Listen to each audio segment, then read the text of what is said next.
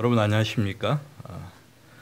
오늘 우리가 함께 이 로마서 연구를 또 계속하겠는데 오늘은 로마서 1장 18절부터 3장 20절까지의 말씀. 물론 오늘 이 부분을 다 다루지 않지만 이제 하나님의 진노라고 하는 기본적 주제를 토대로 우리가 이 부분의 말씀들을 함께 연구하도록 하겠습니다. 여러분, 사람들을 그리스도께 가까이 가지 못하게 만드는 가장 큰 방해물, 이것이 무엇일까? 잠시 한번 생각해 보시기 바랍니다. 사람들을 그리스도께 가까이 가지 못하게 만드는 것, 아마 그것은 그리스도가 필요하다고 하는 것을 본인 스스로가 깨닫지 못하는 것, 이것이 아닐까. 그래서 그리스도의 어떤 필요성 자체를 인정하지 않는 것.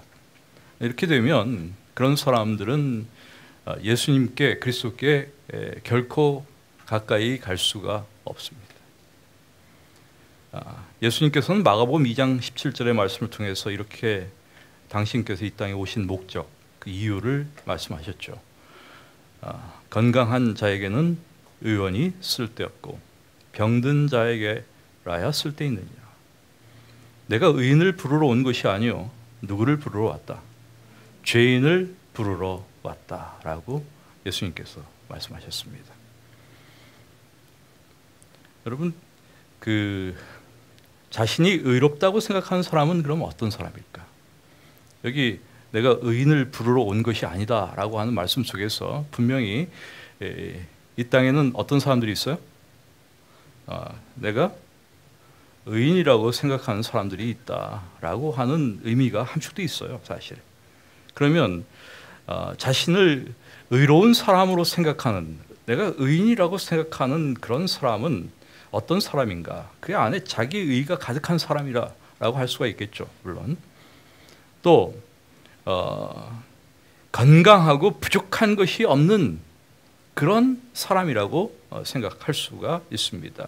그래서 이런 사람들은 누구의 필요성을 전혀 못 느끼는가 하면 그리스도의 필요성을 느끼지 못한다라고 말할 수가 있습니다. 우리도 역시 마찬가지죠. 사실 우리가 내 자신이 스스로 나을 수 없다고 생각해야지 누구한테 가요? 의사한테 가는 거예요. 그냥 가만히 있어도 날 것 같다 하면 누가 병원에 가고 의사를 만나겠습니까? 아무리 아파도 날 거야 이것은, 그러면 안 가죠. 그런데 스스로 나을 수 없다라고 생각하게 되면 별거 아닌 것 같은데도 어떻게 해요? 가는 거예요. 그래서 그런 사람들이 의사에게 가는 것처럼 예수님께 나오는 사람들도 마찬가지가 아니냐. 우리가 이 점을 먼저 생각해 볼 필요가 있습니다. 문제가 있다고 하는 사실을 부인하면 사실 그런 사람들에게 대하여는 아무것도 할 수 있는 게 없어요. 그래서 예를 들어서 알코올 중독자, 이 알코올 중독자들을 치료하기 위한 기본적인 방식이 무엇인가? 알코올 중독자가 말이죠. 나는 알코올 중독자가 아니야 라고 그렇게 자신의 어떤 그 상태를 부정할 때에는 절대로 그 중독에서 벗어날 길이 없어요. 먼저 제일 중요한 것은 내가 중독됐다는 사실을 갖다 인정하는 것이죠. 그래서 이런 것들이 상당히 우리의 신앙에 있어서도 기본이 되는 부분이다라고 할 수가 있습니다. 그러나 불행하게도 인간들은 어떤 허세를 가지고 살아가는가 하면 대부분 다 자기 자신이 꽤 괜찮게 살고 있다라고 생각을 하고 있어요. 그래서 뭐 내가 이 정도면 상당히 양호하지 않느냐 이렇게 생각을 많이 해요. 근데 어떤 사람들은 뭐 이렇게도 칭찬하잖아요. 저 사람은 뭐 없이 살 수 있다? 뭐 법 없이도 살만한 사람이 아니죠. 아주 훌륭한 사람이라는 거죠. 남을 할 데가 없다는 거죠. 그러므로 그리스도가 필요하지 않다. 일종의 가상의 무죄 상태에서 살아가는 것입니다. 어떤 의미에서 사람들은 인간에 대한 거의 대부분이 부정확한 진단을 다 하고 있어요. 그리고 사람들은 거의 대부분 자신들에 대하여 굉장히 관대해요. 그리고 굉장히 훌륭하고 좋은 사람이라고 스스로 생각하는 경향이 아주 많아. 어떤 사람들은 자기 자신을 갖다 난 나쁜 놈이야 이렇게 이야기하는 사람이 있습니까? 그거 없어요. 다 어떻게 해서라도 조금이라도 자기를 더 낮게 보이게 하는 것이 인간의 마음이에요.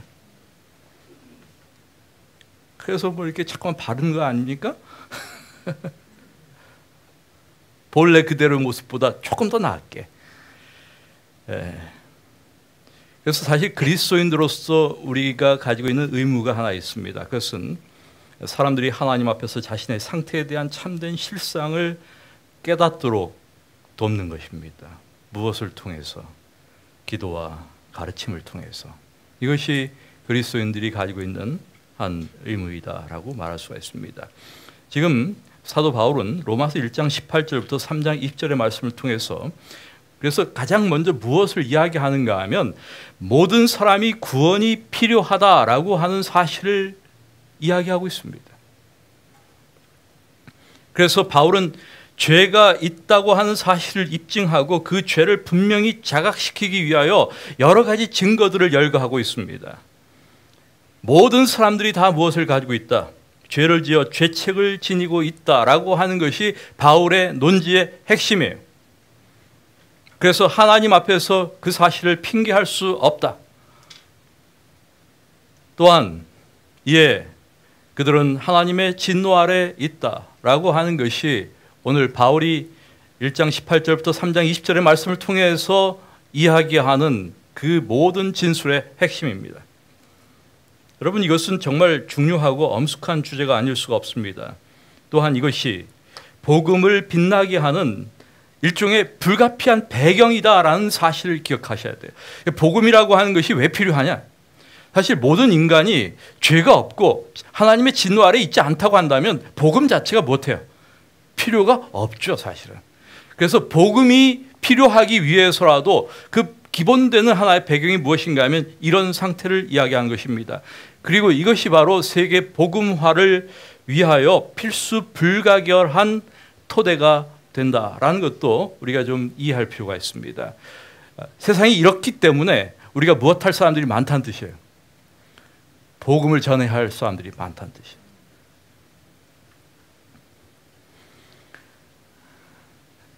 이제 제일 먼저 바울은 인간이 보편적으로 죄와 죄책을 지니고 있다고 하는 것을 보여주기 위하여 인류를, 인간 집단들을 몇 가지로 이렇게 나누어서 이야기하는 것을 보게 됩니다.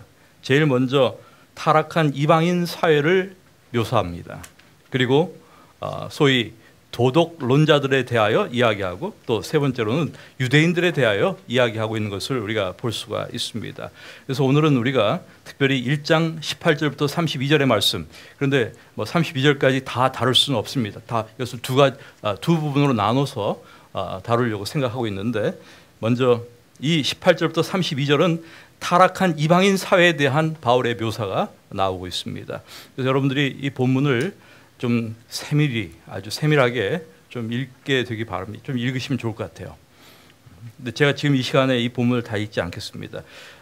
우선 18절부터 20절까지만 우리가 함께 먼저 보겠습니다. 하나님의 진노가 불의로 진리를 막는 사람들의 모든 경건치 않음과 불의에 대하여 하늘로 쫓아 나타나나니 이는 하나님을 알만한 것이 저희 속에 보임이라. 하나님께서 이를 저희에게 보이셨느니라. 창세로부터 그의 보이지 아니하는 것들 곧 그의 영원하신 능력과 신성이 그 만드신 만물에 분명히 보여 알게 되나니 그러므로 저희가 핑계치 못할지니라 라고 지금 말하고 있습니다. 자, 여러분 여기 18절에 있는 말씀, 우선 하나님의 진노라고 하는 표현을 우리가 먼저 주목해야 합니다. 또한 그 진노가 쫓아 나타나나니라고 말하고 있음을 유의해 보아야 합니다. 지금 나타난다라고 하는 이 말은 어떤 형이에요? 현재 진행형이에요. 하나님의 진노가 지금 못하고 있다는 뜻이에요? 지금 나타나고 있는 중이다라고 말하고 있습니다. 사실 우리는 하나님의 진노는 언제 나타난다고 생각합니까? 일반적으로. 대부분의 사람들은 하나님의 진노가 언제 나타난다고 생각할까요? 이건 마지막 때 여호와의 두렵고 큰 날에 하나님의 진노가 내릴 것이다 라고 생각을 대부분 다 하고 있지 않습니까? 그런데 지금 이것이 지금 이곳에서 나타나고 있다라고 말하고 있는 것은 정말로 가히 혁명적인 사상이 아닐 수가 없습니다. 이 당시에 유대인들도 이 로마서를 읽는 그 독자들도 이 말씀이 무엇을 의미하는지 아마 깜짝 놀랐을 거예요.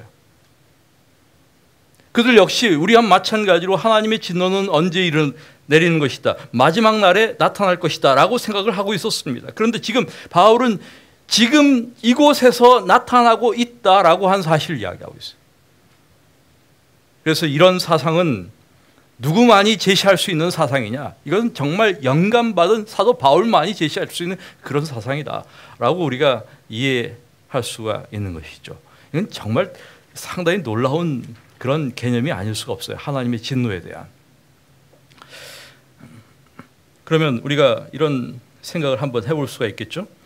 정말 우리 주변에 지금 우리 주변에 하나님의 진노가 나타나고 있나 한번 생각해 보세요. 정말 지금 바울의 말처럼 우리 주변에서 하나님의 진노가 나타나고 있나? 있어요? 대부분의 사람들은 하나님의 진노를 못하지 못해. 감지하지 못하는 것이죠.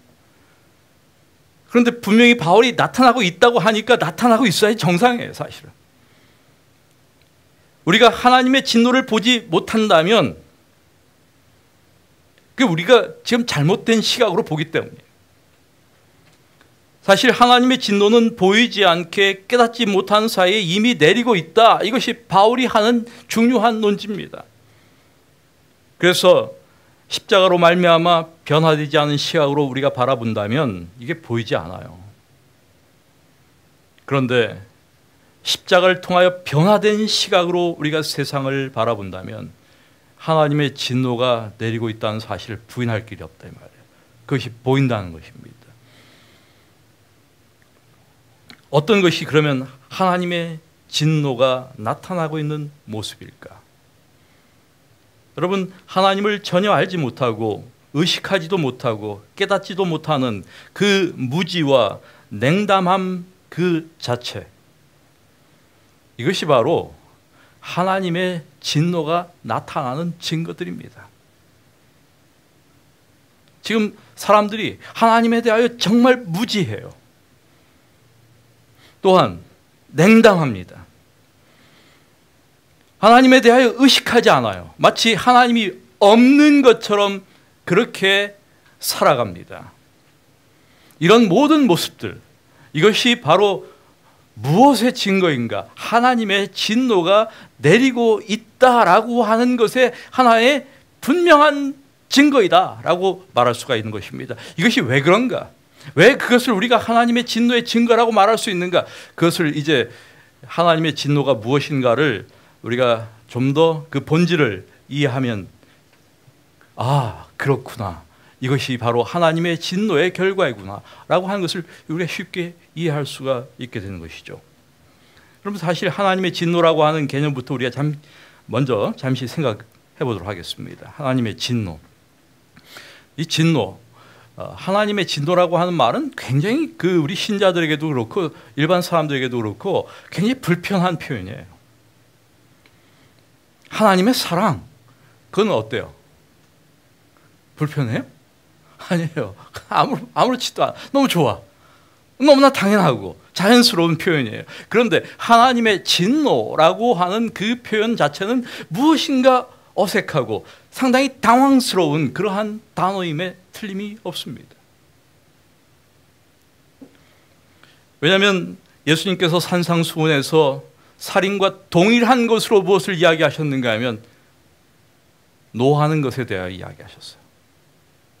형제에 대하여 노하는 자마다 이미 무엇했다? 살인했다. 그래서 이 분노가 어떻게 하나님의 거룩한 속성으로 이야기할 수 있을까? 굉장히 어려운 부분 가운데 하나입니다.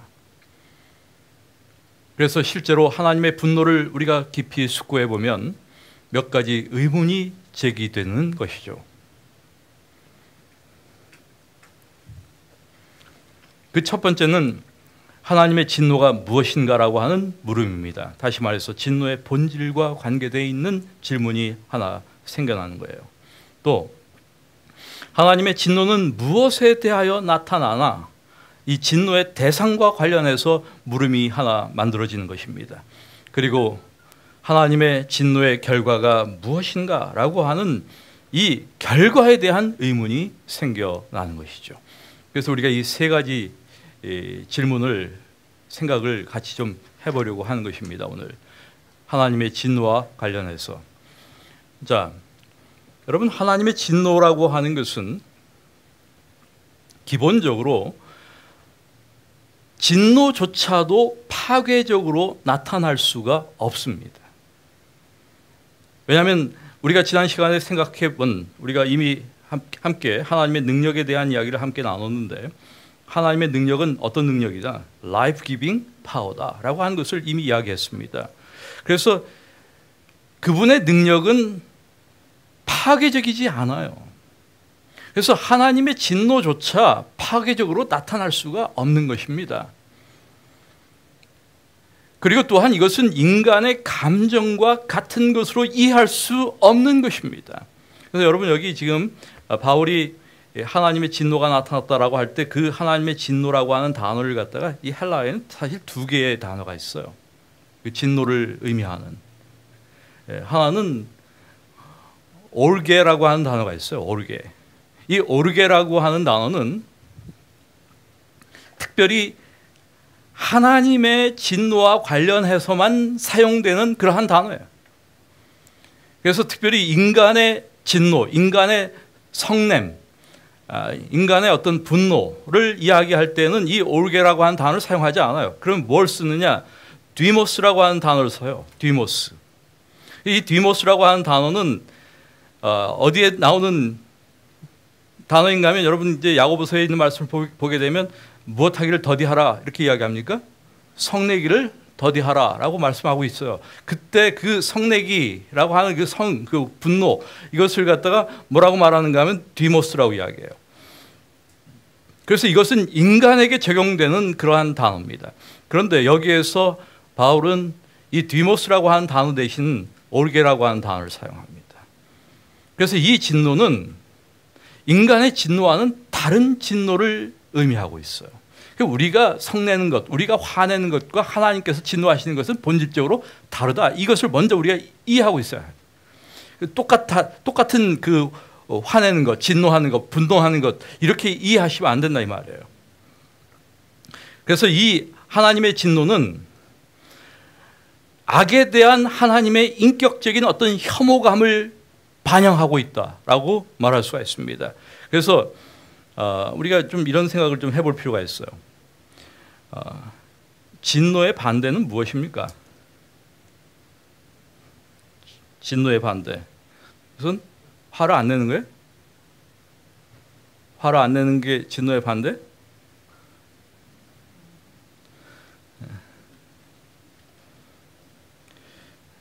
여러분, 그 화를 내지 않는 것, 이런 것들은 그 진노의 어떤 반대 개념이 아닙니다. 하나님은 그냥 화를 내지 않는 분이신가? 하나님은 좋은 분이기 때문에. 하나님은 중립적인 분이 아닙니다. 화를 내지 않는 것, 그건 중립적인 거예요, 사실은. 가만히 있는 거니까. 아무 반응을 보이지 않는 것이죠, 사실은. 그런데 진노는 그러한 개념이 아니에요. 그 가만히 있는 것에 대한 반대 개념이 아니다 이 말이에요. 그러면 하나님의 진노라고 하는 것은 그러면 어떤 것이냐? 악에 대한 하나님의 거룩한 정의와 관련되어 있다. 악을 눈감아주거나 타협하는 것에 대한 거부이다. 그것은 악에 대한 의로운 심판이다. 이렇게 우리가 이해하는 것이 바람직합니다. 여러분, 하나님은 이런 분은 절대로 아니에요. 우리가 이제 종종 사람들에 대해서 그런 생각을 가질 때가 있어요. 그냥 항상 좋은 사람, 그게 좋은 사람이에요? 그냥 항상 좋아. 항상 오냐 좋은 사람이에요? 모자란 사람이죠. 좋은 사람이 아닙니다. 이 할아버지들이 좋은 할아버지가 되면 어떻게 해야 하나? 제가 이제 늘 그런 생각을 많이 해. 저도 이제 손주가 있으니까 좋은 할아버지가 되고 싶거든. 그래서 참 갈등이 될 때가 많아. 뭐가 좋은 할아버지일까?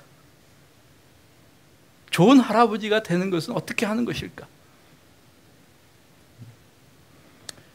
그냥 애가 뭐를 하든지 그냥 항상 이쁘다 잘한다 그렇게 해야 될까? 항상 그냥 다 받아주고 다 수용하고 오냐 그래 너 잘한다 그렇게 하는 것이 좋은 할아버지 노릇하는 것일까? 우리 할머니 노릇 해보셨으니까 하고 있으니까 어떻게 해야지 잘하는 거예요? 그런 할머니 할아버지 좋은 할머니 할아버지예요? 아니죠. 그 좋은 할아버지. 하나님 그런 분 아니세요. 네? 하나님이 언제나 좋으신 분 이렇게 우리가 이해하는 것 그건 바람직한 것이 아닙니다. 하나님은 항상 좋으신 분이 틀림이 없어요. 그런데 그분은 악에 대하여 반응하시는 분이에요.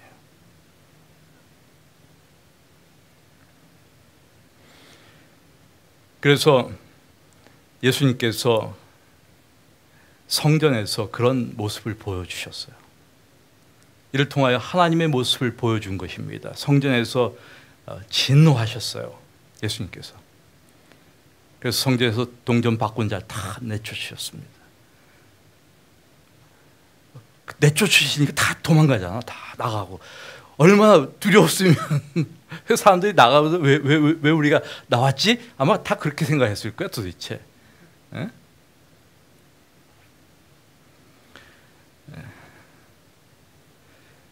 그런데 하나님의 그러면 그 진노는 무엇에 대하여 나타나는가? 소위 그 진노의 대상이 무엇인가를 우리가 좀 생각해 볼 필요가 있습니다. 여러분 하나님의 진노는 항상 무엇을 향하는가? 악을 향합니다. 이 사실을 우리가 늘 기억해야 합니다. 우리는 언제 화를 냅니까? 여러분 언제 화를 내세요? 사람들은 화를 언제 잘 내는가 하면 자존심이 상할 때 화를 잘 내요. 말을 안 들 때 화를 내는 거예요. 또 부모들은. 그리고 자녀들이 부모의 말을 안 듣는다. 이게 무엇을 상하는 거예요? 자존심 상하는 거예요. 지금 부모로서의 그 자존심. 그래서 인간은 대체적으로 언제 화를 내는가 하면 인간의 그 우리가 가지고 있는 소위 그 자존심이 그 망가지고 그게 상처받고 훼손될 때 화를 내는 거예요. 그런데 하나님은 자존심 상해서 화를 내신 분이 아닙니다. 하나님의 진노는 달라요. 하나님은 악 외에는 하나님의 진노를 불러일으키는 것이 없어요. 여러분 그래서 우리 신자들이 어떤 두려움에서 벗어날 필요가 있는가 하면 하나님이 나에 대해서 진노하시는 것에 대하여 두려워하시면 안 돼요. 하나님이 화가 나셔가지고 자꾸만 벌 주시는 걸로 알아 우리 신자들이. 응? 내가 하나님께 벌 받고 있어 그렇게 생각하시는 분들이 있잖아. 종종 우리는 왜 하나님을 그런 방식으로 이해하고 생각하고 있을까? 우리가 하나님의 진노에 대한 오해들을 좀 풀어야 할 필요가 있지 않겠나 하는 생각이 듭니다. 이런 의미에서 그래서 18절에 있는 말씀을 보게 되면 구체적으로 무엇에 대하여 하나님의 진노가 나타나는가를 우리에게 보여주고 있습니다. 불의로 진리를 막은 사람들의 무엇에 대하여? 모든 경건치 않음과 불의에 대하여 나타난다. 이 사실을 우리가 주목해야 합니다. 불의에 대한 하나님의 태도, 이것과 불의에 대한 우리의 태도는 어떻게 다를까? 우리는 불의에 대하여 어떻습니까? 사람들은 우리는 뭐 불의에 대하여 하나님은 분명하게 지금 보여주고 계세요. 불의에 대하여 뭐가 나타난다? 하나님의 진노가 나타난다. 이게 이제 바울의 진술인데, 그러면 우리는 불의에 대하여 어떤 태도를 가지고 있나?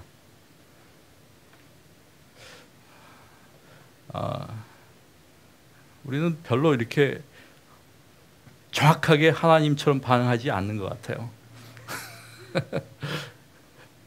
불의에 대하여 때때로 뭐 또 해? 눈도 잘 감아줘, 우리는.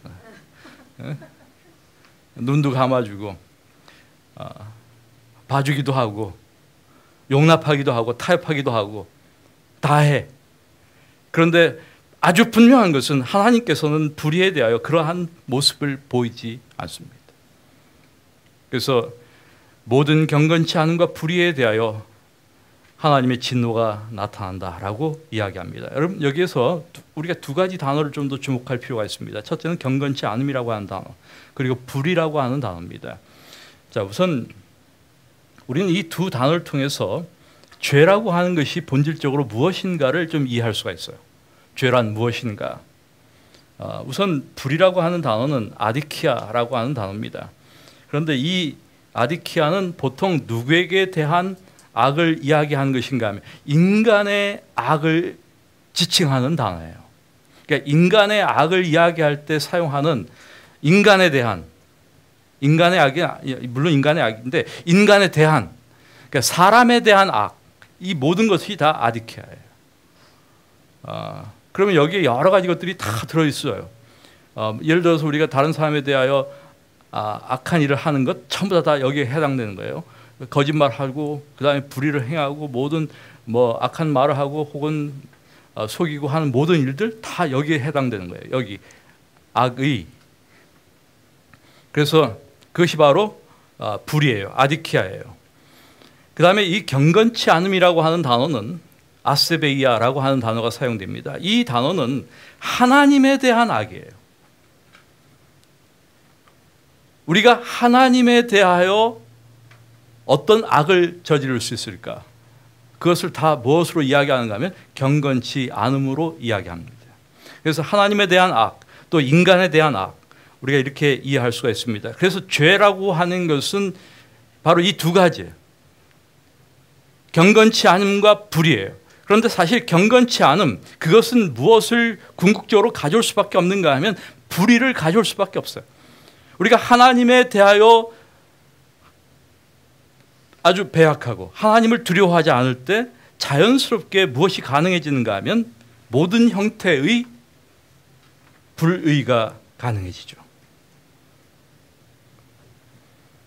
여러분, 그래서 어떤 의미에서 죄의 본질을 우리가 이야기한다면 그 죄의 본질은 우리가 무슨 살인하고 간음하고 도둑질하고 하는 그러한 것을 이야기하기보다도 더 본질적인 죄악을 이야기한다면, 죄를 이야기한다면 그것은 무엇인가?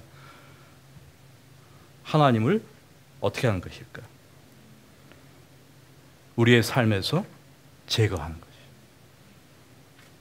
하나님을 제거하는 것. 사실 무신론, 또 신의 죽음을 선언하는 것, 이런 것들, 이것이 사실 가능하지가 않아요. 이것은 불가능한 일들이에요.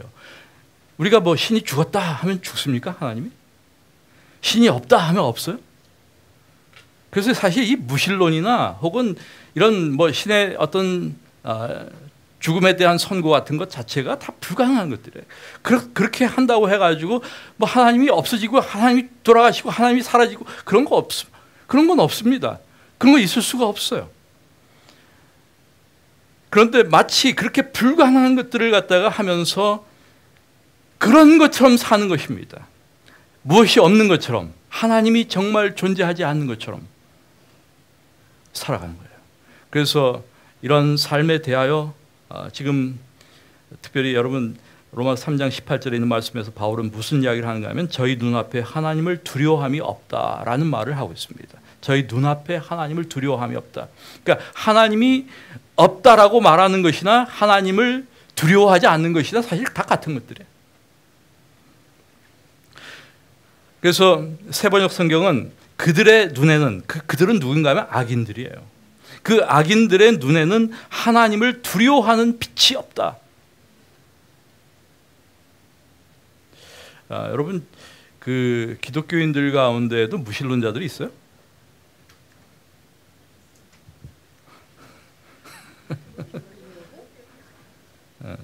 저는 이제 그 기독교인들 가운데 저는 무신론자들이 많이 있다 이렇게 생각을 해요, 사실. 그래서 저는 그 기독교적 무신론 이렇게 이야기를 하고 싶어요. 왜냐하면 하나님은 다 있다고 생각해요.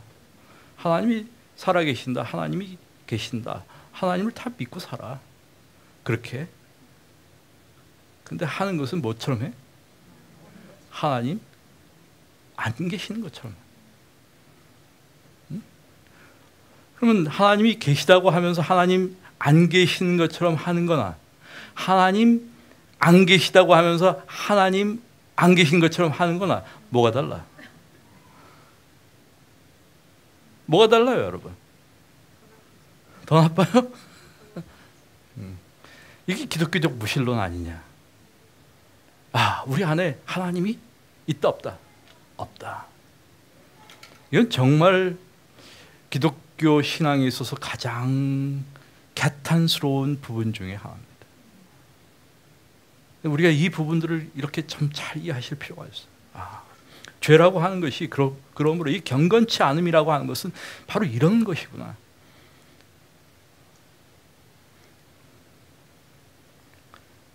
그러면 죄의 본질이 경건치 않음이라고 한다면 선의 본질은 무엇인가? 그건 다른 말하면 경건함이죠. 그 경건함이라고 하는 것은 그럼 뭐냐? 하나님의 존재 자체를 늘 의식하는 것이죠. 하나님의 계심을 늘 인식하는 것이죠. 하나님을 사랑하고 그래서 기쁨으로 그분을 사랑하는 것이 바로 무엇이다? 그것이 경건함이다 라고 우리가 이해할 수가 있습니다. 그래서 이 하나님의 진노는 불의로 진리를 막는 사람들에게 나타난다라고 말합니다. 그런데 몰라서가 아니에요. 여러분 19절과 20절의 말씀을 좀 주목하실 필요가 있습니다. 바울이 지금 어떠한 진리를 염두에 두고 이야기하는가를 주목할 필요가 있습니다. 19절과 20절에 있는 말씀, 이는 하나님을 어떤 것이? 알만한 것이 저희 속에 보임이라. 하나님께서 이를 저에게 보이셨다. 창세로부터 그의 보이지 아니하는 것들 곧 그의 영원하신 능력과 신성이 그 만드신 만물에 분명히 보여 알게 되나니 그러므로 저희가 핑계치 못할지니라 라고 말씀하고 있습니다. 불의로 진리를 막는 사람들이 왜 그렇게 해요? 몰라서? 아니에요. 몰라서가 아니다. 여기 하나님을 알만한 것이 저희들에게 무엇했다? 보였다. 이렇게 바울은 이야기합니다. 여러분, 우리는 이 말씀을 통해서 하나님께서 도대체 어떻게 무엇을 보여주셨는가를 생각하지 않을 수가 없어요. 하나님을 알만한 것이 분명히 무엇인가 하면 그것은 이미 공개된 것이다 라고 하는 것을 바울은 이야기합니다. 왜 그런가 하면 하나님께서 다 보여주셨기 때문이다. 우리가 이 말씀을 통해서 어디에 무엇이 보여졌는가를 우리가 좀 주목할 필요가 있습니다. 20절에 있는 말씀을 다시 한번 보세요. 그 영원하신 능력과 신성이 어디에? 그 만드신 만물에 분명히 보여 알게 된다. 무엇을 통하여? 하나님께서 보여주셨다. 그분의 만드신 만물을 통해서. 사실 피조세계라고 하는 것은 만드신 분을 나타내는 것이죠. 나타내게 돼 있죠, 사실. 이것이 성경이 말하는 굉장히 일상적인 주제다라고도 할 수가 있습니다. 그래서 여러분 시편 19편 1절부터 4절의 말씀을 좀 주목해서 한번 읽어보세요. 저는 이 말씀 참 좋아하는데 그 말씀이 그 얼마나 감미롭게 들리는지 몰라 사실은. 19장 1절부터 4절에 있는 말씀 보세요. 하늘이 하나님의 영광을 선포하고 궁창이 그의 손으로 하신 일을 나타내는도다. 날은 날에게 말하고 밤은 밤에게 지식을 전하니 언어도 없고 말씀도 없으며 들리는 소리도 없으나 그의 소리가 온 땅에 통하고 그의 말씀이 세상 끝까지 이루도다. 야, 저는 이 정말 탁월한 시라고 생각합니다. 얼마나 훌륭한 진술인지 몰라.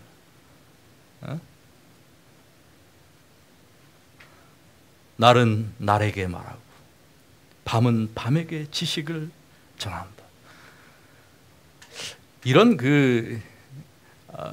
어떤 자연을 통해서 이 자연이 우리에게 말하고 있는 그 하나님의 계심과 그분의 섭리를 우리가 이렇게 정말 어떤 언어로 듣는 게 아닌 우리의 모든 오감을 통해서 이런 것들을 감지할 수 있다면 그 얼마나 좋을까 하는 생각이 참 많이 들어요. 이런 좀 영혼이 좀 못해야 돼. 좀 센시티브 해야지. 우리 영혼이 좀 그런 민감함이 있어야지. 둔해가지고 이렇게 이야기하는데도 전혀 느끼지도 못하고 생각하지도 못하는 그런 인간이라면 좀 안타깝죠 사실. 어떤 의미에서. 그래서 우리는 자연 질서를 통하여 나타난 하나님에 대한 지식을 갖게 된다. 사실 이런 시편의 말씀은 이사야 6장 3절에도 나오는 말씀이에요. 그 영광이 온 땅에 충만하다. 욥기 37장에서 41장에 있는 말씀, 이런 말씀들에서 이런 자연이 우리에게 이야기하는 이 중요한 어떤 계시에 대하여 언급하고 있는 것을 충분히 확인할 수가 있습니다. 그래서 우리가 이런 종류의 계시를 하나님의 무슨 계시라고 말합니까? 일반 계시다라고 말합니다. 그래서 일반 계시란 무엇인가? 라고 하는 것을 잠깐 이해하면 좋을 것 같아요. 우선 이것은 모든 사람에게 다 주어집니다. 일반 계시는 제한이 없어요. 그래서 모든 사람들에게 다 주어지는 것이다. 그리고 이것을 우리가 다른 말로 창조 계시라고도 하고 자연 계시다라고도 이야기합니다. 또 이것은 지속적인 계시이기도 합니다. 그런데 여기 일반 계시에 대해서 제가 여러분께 좀 말씀을 드리면서 한 가지만 더 부연해서 꼭 말씀드리고 싶은 것이 있어요. 근데 우리 일반적으로 신자들은 일반 계시를 무엇에 너무 한정해서 생각하는 경향이 있는가? 자연. 여기에 한정해서 생각하는 경향이 아주 강해요. 그래서 그냥 그것을 자연 계시다 이렇게 이야기하는 이유가 바로 거기 있어요. 그런데 사실은 자연 계시, 이 자연계에만 하나님의 계시가 있나? 일반 계시가 그렇지 않아요. 그보다 좀 더 범위가 훨씬 넓게 우리가 이해해야 할 필요가 있습니다. 사실은 인간의 모든 정신, 문화, 역사 이런 것들 역시 하나님의 계시가 주어지는 중요한 통로로서의 역할을 하고 있다라고 하는 사실을 기억해야 합니다. 사실 우리가 인간의 모든 역사를 통해서 혹은 철학을 통해서 어떤 사상을 통해서 어떤 훌륭한 예술을 통해서 무엇을 우리가 감지할 수 있는가 하면 하나님의 어떤 자연 계시, 일반 계시를 감지할 수 있다라고 말할 수가 있어요. 그래서 저는 사실은 굉장한 영감적인 어떤 음악을 작곡하는 사람들 있잖아요. 저는 그 하나님의 계시가 그들에게 임한 거 아니냐 하는 생각이 들 때가 참 많아.